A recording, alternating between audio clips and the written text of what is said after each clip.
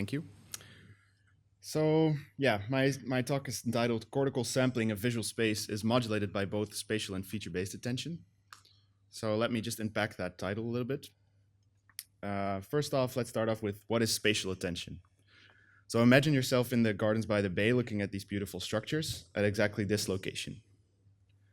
Now, because of the distribution of receptive fields throughout your visual field, you're going to see the fovea mainly with high fidelity, but the periphery somewhat with less high fidelity.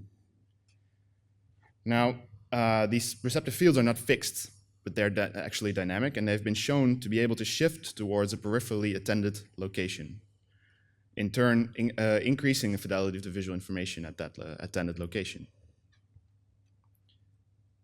Now, in addition to attending a specific location, it's also possible to attend to a specific visual feature like color or motion. So for instance, if you would attend all the yellow in this image, you would increase the processing of yellow throughout the visual field. So these effects of spatial and feature-based attention are generally considered to be independent, or it hasn't been shown that they really influence each other. But it's known that visual features are processed at different spatial scales. So for instance, if we take the example of color and motion, we know that color information is preferentially processed in area V4, whereas motion is mainly processed in area MT. In addition, motion preference is relatively higher in the periphery versus the fovea, which means that overall, color is processed by smaller receptive fields than motion. So this means that if you would attend color or motion at a specific location, that color receptive fields will need to shift a greater distance in order to cover the attended location. So this suggests that actually there might be some type of interaction going on between attended features at attended locations. So in order to investigate this, we measured receptive fields in MRI in human subjects, which are called population receptive fields, or PRFs. And you can do this by sweeping a bar stimulus across the visual field, which evokes activity at given moments in time corresponding to specific bar locations in every voxel. And you can then model this spatial selectivity of each voxel with a Gaussian, which has a certain location and width. And computing the overlap between this Gaussian and the bar stimulus and then convolving it with an HRF gives you a predicted fMRI signal. And by changing these receptive field parameters, you can ultimately find this spatial representation that best predicts the fMRI activity in every voxel.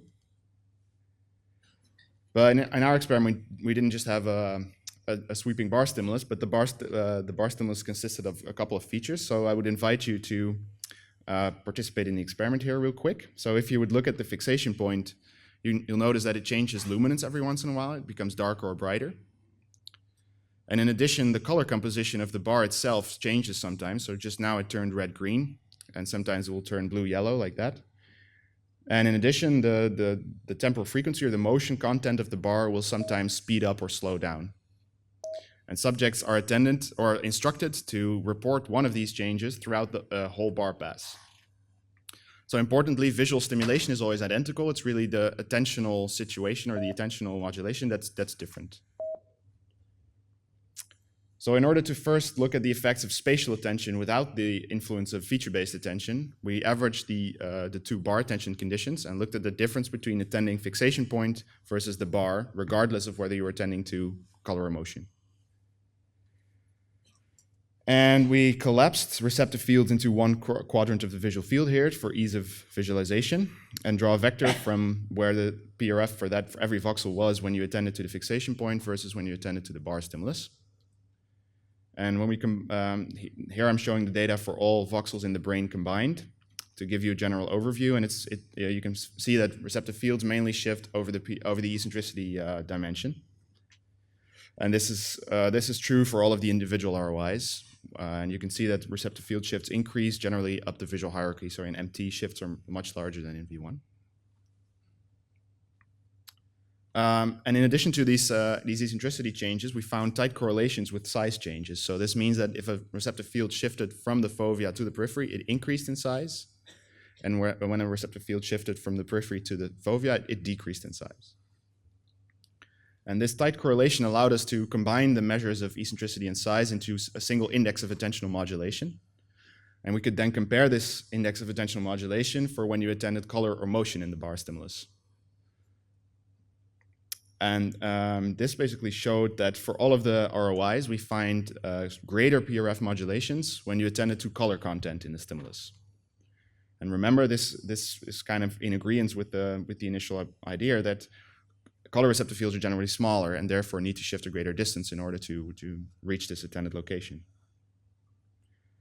Now, to relate these findings of attentional modulation to bottom-up feature preference, we did a separate experiment where we simply showed full field stimuli that it contained either motion or no motion and color or no color to map each voxel's preference for motion or color regardless of its spatial preference.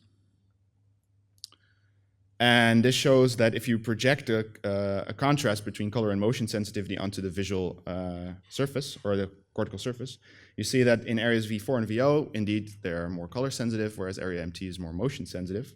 And in addition, we find that the fovea is more relatively color sensitive, whereas the periphery is relatively motion sensitive, which confirms this idea that color receptor fields are generally smaller than motion receptor fields. Now, relating this bottom-up feature preference to the feature-based attentional modulation, we first plotted on the x-axis here the bottom-up feature preference. So you can see MT on the left being motion sensitive and V4 on the right, which is color sensitive. And on the y-axis is this attentional modulation index I showed you before, showing that there is no real relation between bottom-up feature preference and feature-based attentional modulation. So basically, PRFs also shift stronger in area MT when you attend to color. So it's a global effect. It's throughout the brain. So next we wanted to understand, this complex pattern of PRF shifts I showed you before, all the vectors, the arrows. They're resulting from attention shifting over space as a function of time following the bar. So this is a pretty complex attentional situation. But luckily there is a relatively straightforward model to model this, which is called attention field modeling. And what you can do is, what this model does is it assumes a stimulus drive, which is the receptive field outside any influence of attention. And it models the attentional spatial attention as a Gaussian at the attended location, which has a specific width. And the product between these two is then the receptive field that you would measure, or the predicted receptive field that you would measure. And so the width of the attention field determines basically the influence of spatial attention. The narrower the attention field, the stronger the influence on the measured receptive field. And we measured both the effects of attention towards fixation and towards the stimulus. And we did this for every time point and consecutively averaged all of the predicted PRFs to get at the predicted PRF shift or between attending fixation and attending the stimulus. And when I show you these, the same, or in black here is the data that I showed you before, and in purple is the predicted shifts from the model, showing that you can accurately capture the complex pattern of shifts. And this is also true for all of the individual ROIs. And so this is only predicting the difference or modeling the difference between spatial attention, so towards the bar and fixation. But this gives us a handle for looking at the difference in attending color or motion content in the stimulus in this quantitative model-based way. So we can compare the width of the attention field towards the bar stimulus between when you're attending color or bar motion in the content in the bar. And positive values here would indicate that the attention field is narrower when you attend to color, and negative values would indicate that it is narrower when you attend to motion. And we find that so the black line and shaded area indicates the median across ROIs, and this purple bar indicates for all data in the brain simultaneously. We find in both ways, we find narrower attention fields on the bar stimulus when you attended to color versus motion. So to summarize that, we found that attending color at a certain location causes stronger receptive field shifts. And we can explain this because color receptive fields are generally smaller and thus need to shift a greater distance. And this is caused by the attention field at the attended location being sharper or narrower when you attend to that location, when you attend to color at that location. So to conclude, spatial attention is actually informed about the spatial sampling of attended features. The precision of the attention field is modified accordingly. And these effects occur globally across visual areas, so it does not target specific ROIs where features are preferentially processed. And with that, I would like to thank my collaborators, so Jan Theeuwis, but specifically Thomas Knapen, who helped a lot on this project, and you for your attention.